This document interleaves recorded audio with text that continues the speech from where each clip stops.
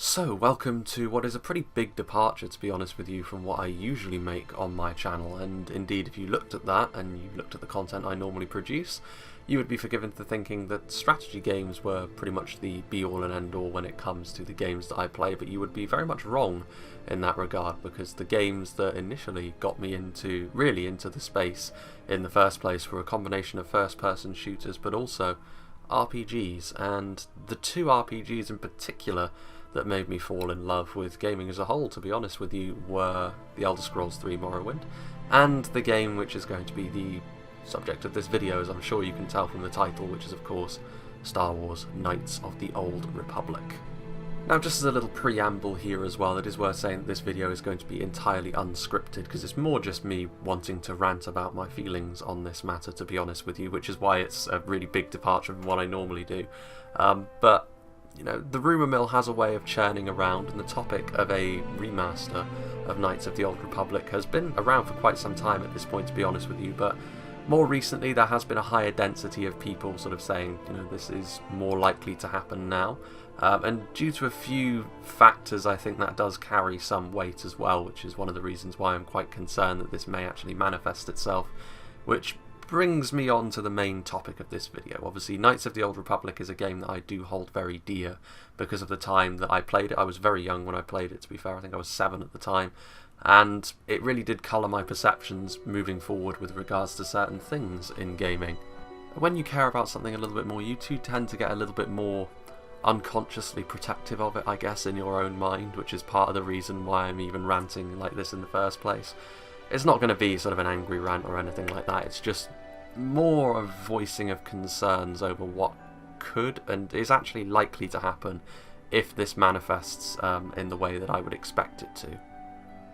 Because of course, if it isn't already blindingly obvious, I do not think a Knights of the Old Republic remaster would be a positive thing at all in the current climate, due to 3 main pillars, which we'll get onto in the later portion of this video. But just from the offset, I suppose it is kind of a strange position to hold, because in theory Knights of the Old Republic is a game which is ripe for a remaster. It's something which, when you go back and play it now, it is fairly dated, both in terms of its visuals and certainly in terms of its gameplay. So from those two perspectives, you could say it's one of the games which, more so than most, would benefit greatly from a remaster, and in theory that would be correct. And I feel as though if we were taking this as just being a complete remaster, everything, like the core of the original game would be staying exactly as it was, and all that would really be changing are the gameplay systems and the visuals, and perhaps the scale as well. You could maybe scale up the original world because you're not so bound by hardware limitations now. Then yes, I would be all for that, because Knights of the Old Republic is a game which I am aware people would find quite difficult to go back and play for the first time now. It's not something that I would have an issue with in replaying it, because I would be used to it. But for example, I do know people who don't want to play it now because of its dated nature. So for people like that, it would be perfect to get a remaster. And I feel as though the general consensus online has been a reaction that's been positive to this news as well. And considering the fact that Star Wars games do seem to be turning a little bit of a corner, the fact that this is arguably the most popular Star Wars game that there has been. I think maybe Jedi Knight would be the other one that people would cite as well. But there is a real appetite for this, I've noticed. Like, when you look at the content creators that generally do report on these things, the thumbnails towards this sort of news would be Knights of the Old Republic remake, a big close-up of their face and a big grin plastered on it as well. But needless to say, I'm not really sharing in this enthusiasm, and I think we'll sort of break down into the 3 main reasons why I'm not so enthusiastic about this, and we'll start off from the top, I think.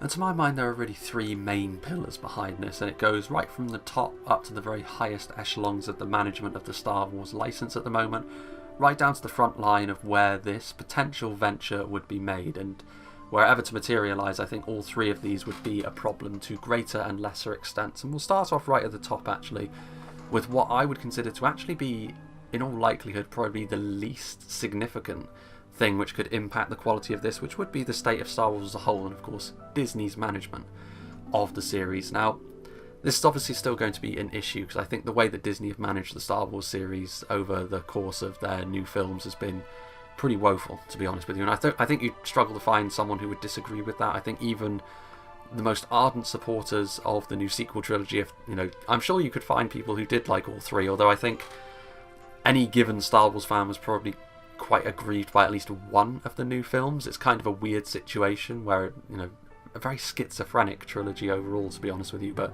that's by the by. Point is, you would struggle to find someone who is fully in favour of Disney's handling of the licence, unless of course they're being paid to advertise for them.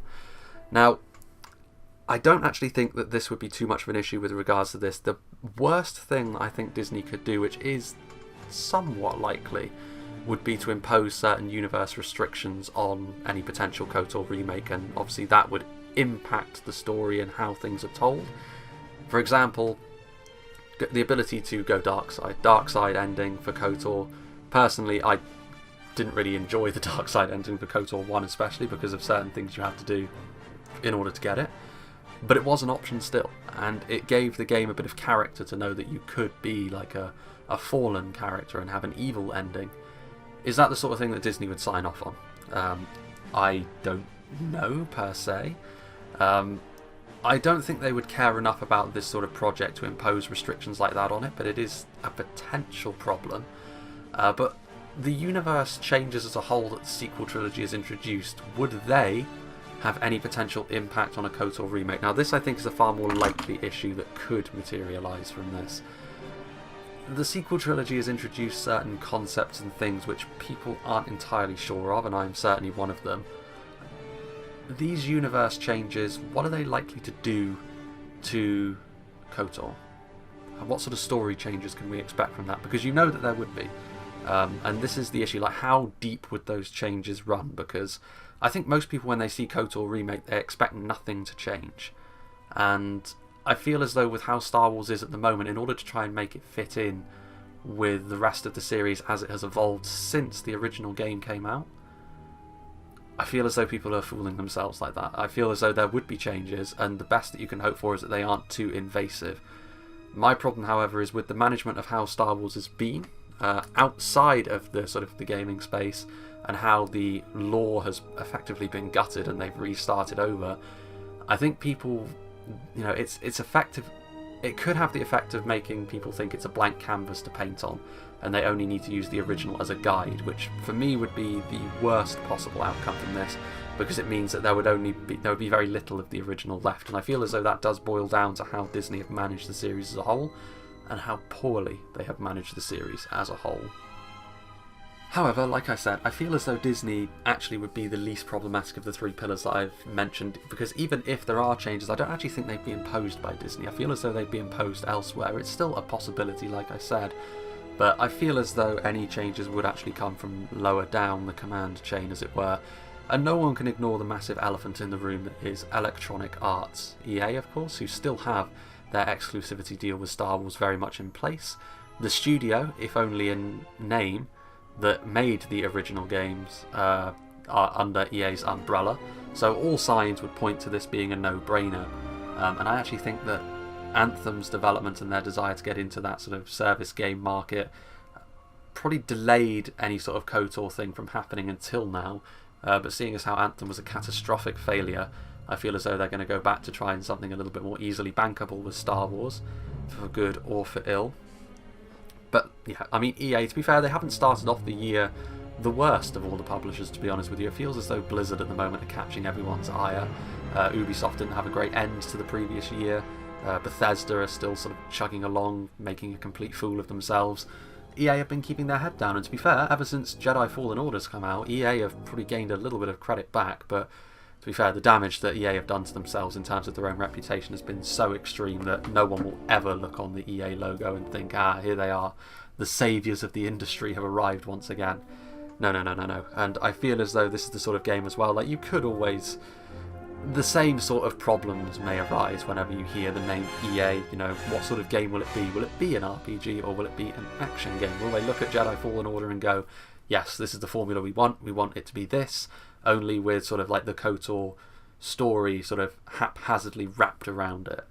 I feel as though that's a little bit unlikely as well, but it's the sort of thing which could happen. Less of an RPG. Like, people, especially these big publishers, they seem to be sort of all in on saying, no, people don't want these RPGs. They want these very bland milquetoast action games. Not to say that Fallen Order is that, but it's the way that Fallout's gone. The Fallout series is in tatters at the moment, and I don't know.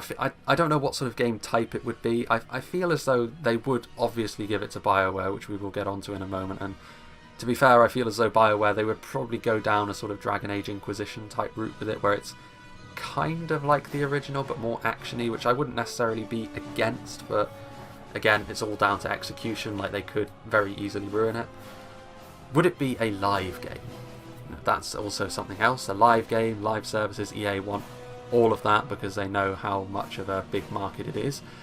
And I feel as though, Fallen Order is very much an anomaly more than anything. I think actually Respawn Entertainment are pretty much EA's only subsidiary that has made decent stuff recently, obviously with Titanfall 2, and I think Apex Legends is theirs as well, is it not? But generally speaking, games that people are fairly positive about, but they're also mostly new or smaller titles. I mean, yes, it still has the Star Wars name attached to it, but Fallen Order is effectively a completely new story. It doesn't have any previous that they can bank on, whereas KOTOR, it has a big following, a very passionate following as well, that I feel as though EA may look at that and go, this is something, these people are going to buy the game anyway. So, a bit of negative publicity around the game. If we do make it a live game, or if we do wedge a few microtransactions in there, here and there, we can ride that out because it's revenue for us, and I feel as though that's the sort of thing which they won't be able to resist, and I feel as though there is a fairly high chance of that happening. And let's face it, EA are just scum. They're going to do something which will sort of throw a spanner in the works of this, as they have done with everything Bioware have made recently, to be fair. But speaking of Bioware, I think it's time we moved on to the third major pillar of this sort of triumvirate, as it were. And in my opinion, actually, the one that is most likely to cause massive issues with a KOTOR remake, and that is the studio themselves. Bioware, who haven't had a very good time of it recently, to say the least. The last Mass Effect game was a bit of a flop. Anthem was a disaster, the likes of which few games can even hope to be. And yeah, I think it's clear to see that Bioware are struggling a little bit at the moment, and I feel as though they're one bad game away from being shuttered, to be honest with you. EA has not been too patient with studios in the past that are not turning a decent profit on them, and I feel as though Bioware's name has earned them a bit more time than a regular studio would have. But patience must be running thin at this point, because there's only so far that the old Bioware name will carry this company at the moment. And I would say they're Bioware in name only, because, to be quite frank, they haven't really had what I would consider to be even a decent game since Dragon Age Inquisition, which was over half a decade ago now. And even then, Inquisition had some fairly serious flaws, and based on the information that has come out more recently with regards to the old Bioware magic phrase, the fact that Inquisition was as decent as it was may have been more of an accident more so than anything else, which is quite worrying, to be fair, for what happens in the future. And you have to compare Bioware to what they were when they made KOTOR for LucasArts back in the early 2000s. Back in 2003 this was Bioware pretty much at the peak of their powers. They'd just come off Baldur's Gate, moving into Star Wars, applying that same formula there. They had so many talented people working at the studio at that point in time. And KOTOR, to be fair, was, I think, the game which really sort of brought them into more wider acknowledgement than the Baldur's Gate games did. Because obviously Baldur's Gate, fantasy RPG, very game-centric, whereas Star Wars, I mean, I didn't know who Bioware were before Star Wars. To be fair, I was like 7 at the time when I played this game. But the point still stands. Like, I had never heard of Bioware before Star Wars. I've been aware of them ever since KOTOR. And it was a game that was developed by people who really knew what they were doing. They were, especially from a writing perspective, from a storytelling perspective, you can see that they did, in terms of a story for KOTOR, follow pretty much the outline of the original trilogy, which is interesting considering the fact that it released basically in the heart of the prequel trilogy as it was being released. But they followed the same sort of beats as the original trilogy. You started off as sort of a quote-unquote regular person. You sort of grew into this sort of force-wielding Jedi, big twist in the middle, and then epic finale at the end where you sort of save the day, or you can doom the galaxy if you want and go the dark side route, which, as we already mentioned. But would modern Bioware be capable of such a thing? I think the answer is a resounding no. And this is actually the area where I feel as though changes would be introduced more so than at the very top with EA, or a little bit further down with Disney. Very top with Disney rather, or a little bit further down with EA. I'm sure EA wishes they were on top. But I feel as though the staff at Bioware, as they currently are they're not really fit to shine the shoes of the people who were at Bioware back in the early 2000s, or through the whole of the 2000s, to be honest with you. I think they've proven themselves to be quite inept over the last few years, and I mean, I do have a certain amount of sympathy for them, because game development is not easy, and you know, there's a lot of crunch involved, and you know, there's probably people at Bioware as well who have worked themselves into oblivion over the games they've released more recently, only to see them critically and in some cases commercially flop. Having said that, the people who are making the decisions, you know, the writing decisions, the business decisions at Bioware, they are the ones who are to blame to a certain extent, I think, for Bioware's fall from grace, because it has been very, very poor from them. And these are the people who would be in charge of a KOTOR remake, which is what scares me the most, honestly. The original team who made KOTOR made something absolutely fantastic. However, would this Bioware keep the same thing? Are they capable, you know, even if they didn't touch anything, you know, with regards to the characters and the story, which I feel as though they would not be able to resist, even if they just had to try and build a game around what was already there, would they even be able to do that? I have my doubts, to be honest with you. But the story and the characters angle is what concerns me most of all, to be honest with you, because as we move on to something which really encompasses everything, the wording of what this was, it's not a KOTOR remaster. It's not even a KOTOR remake, to be honest with you. I've been inaccurately calling it that this whole time because I was building to this. It's a KOTOR reimagining. And that is what sticks in my mind more than anything. A reimagining does not mean we're going to keep the original and sort of polish it up for the modern era, sort of bring it into the modern day. A reimagining means we're going to take it and we're going to make it something that we want it to be. And based on what Bioware have made recently, based on what Star Wars has become, based on EA's track record, based on all three of those things, do you think a KOTOR reimagining would be able to even live up to a fraction of what the original was? Because in my opinion, absolutely not. The plot would change, probably, for the worse. The most significant thing I think would change would be the characters, though, and the characters of the original KOTOR, the crew that you amassed on the Ebon Hawk, was a really, really good roster of characters. To be honest with you, I think it's probably the best selection of characters that Bioware has made, just because in the Star Wars sense of things, they all fit perfectly. They all sort of represented a different part of the Star Wars mythos, and they were all brilliant. Like, can you imagine what modern day Bioware would write Bastila Shan to be like, or HK-47 to be like, or Canderous Ordo to be like? Just think about that for a second, because that is what we will be getting if KOTOR gets reimagined by these people. And I think it would be an absolute travesty. I think it would be a disaster, and I think it would actually spit on the legacy that KOTOR has made. Now, it's possible that I'm being a little bit harsh here, but KOTOR is a game which I hold in very high regard. And, you know, in terms of objective terms, KOTOR has a number of problems with it. Like, games of that era, there were probably several which you could say from an objective standpoint are better than KOTOR. But I, at the time, was sort of a very young child, very into Star Wars, and to this day, KOTOR and KOTOR 2 are the best bit of Star Wars to me. And I cannot help but feel as though this has the potential to sort of taint my memories of this a little bit, because I do not believe anything that these people make, whether it from Disney down to EA through to Bioware. I do not believe anything good can arise from that sort of mix, especially when it comes to tampering with something that I hold dear in this way. But more so than that, because I can always go back and play the originals. Like, I played the originals, I'm used to it. It doesn't really bother me that much. I have a friend who has never played KOTOR. He's played all of the sort of more modern, from basically Mass Effect 1 onwards, so he basically sort of, I think Jade Empire was the one that he sort of missed, but KOTOR was just before that. He's played every Bioware game since then. He does not want to play KOTOR because, you know, he didn't play it at the time, so the sort of early 2000s clunkiness is something he can't really get over. He doesn't really like the gameplay, you know, sort of older now, you know, to hammer that point home, you know, you need to run a little separate program to even make it run on 1920 by 1080. It's not too much of a pain in the arse, but it is still something you have to do. But he doesn't want to play it because of those reasons. You know, in theory, a remake or a remaster would be perfect for someone like him.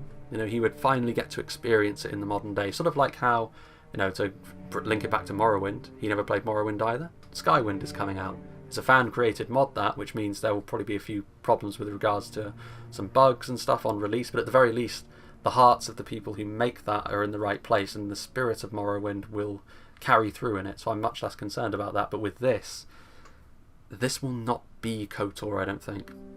And for people like him, this will be their first real experience at playing Knights of the Old Republic. And that, to me, is a damn shame, because it will not be the same. I would bet a substantial amount of my worldly possessions that this will be a pale imitation of what the original offered. But that's just how it is, I suppose. And we've actually gone through this entire sort of section without even mentioning KOTOR 2. Now, KOTOR 2 is an interesting one because Bioware in the past have not really treated KOTOR 2 with a great deal of respect. In Tor it wasn't. I don't really feel as though it's all that relevant, because I feel as though first and foremost it would be KOTOR 1.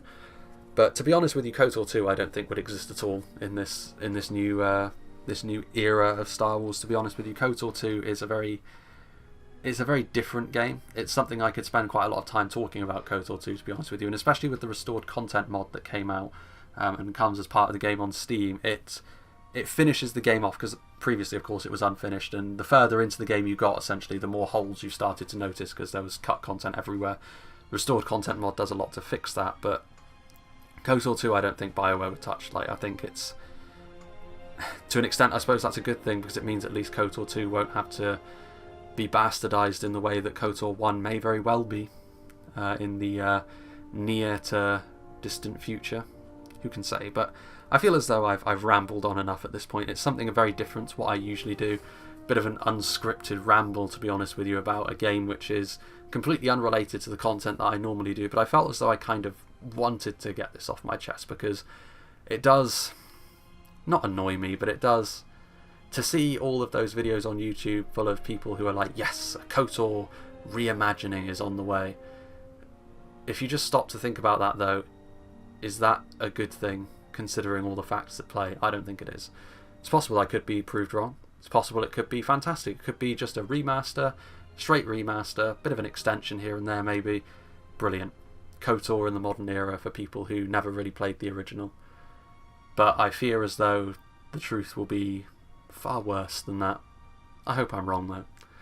Regardless, bit of a segue really. This wasn't really what I had in mind when I said I wanted to branch out into new content, but you know, it is what it is.